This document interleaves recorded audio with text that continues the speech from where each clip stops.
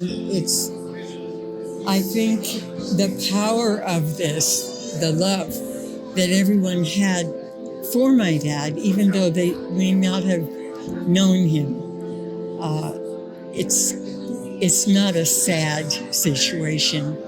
It is a wonderful situation, and we see the love and the dedication and the respect for my father, and the anticipating,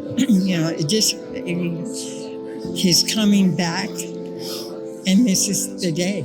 This is the day. And it brings out everyone who could possibly be here is here. And it's just, to me, a wonderful thing, a gift from God to all of us. And I'm grateful.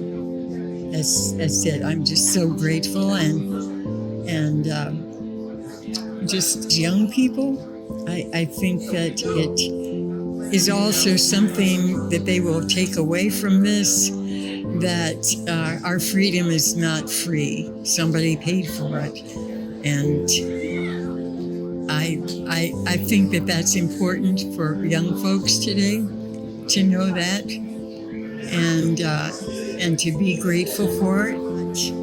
I'm just grateful, and I think God has His own timing. And when He does something beautiful like this, it's on His terms and the most good that He can give. Each person's going to take away something precious from God about this. And yes, I'm satisfied now. At one point, I finally said, if I'm not on earth anymore, I surrender that to God. Let Him do what He does best. Mother kept our dad alive because she told us all the stories. And 3 out of 5 of the children did not have any memory. They were too young. When he left to go overseas, I was 2. My sister was 3.5. My brother was 5.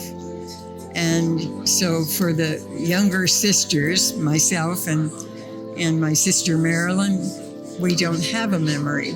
But my mother would tell us all kinds of stories about our dad, and about when he was teaching students at a military Catholic school, he would invite them to come to the house.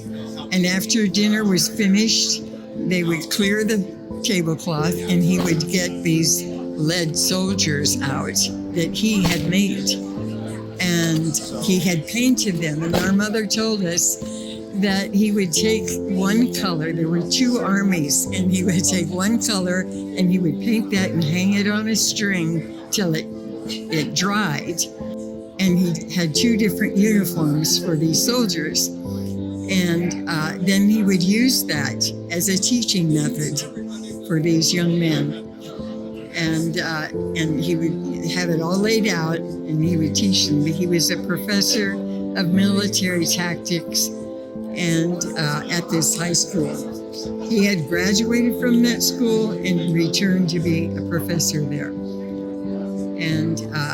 And we could just visualize that in our minds, how dedicated he was and how he wanted the young men to come over. And it was wonderful to hear and to come to understand what kind of man he was. He was a godly man. He was an altar boy when he was a young child. His dedication was to God and family and the military. He knew that he was created to take this role in the military.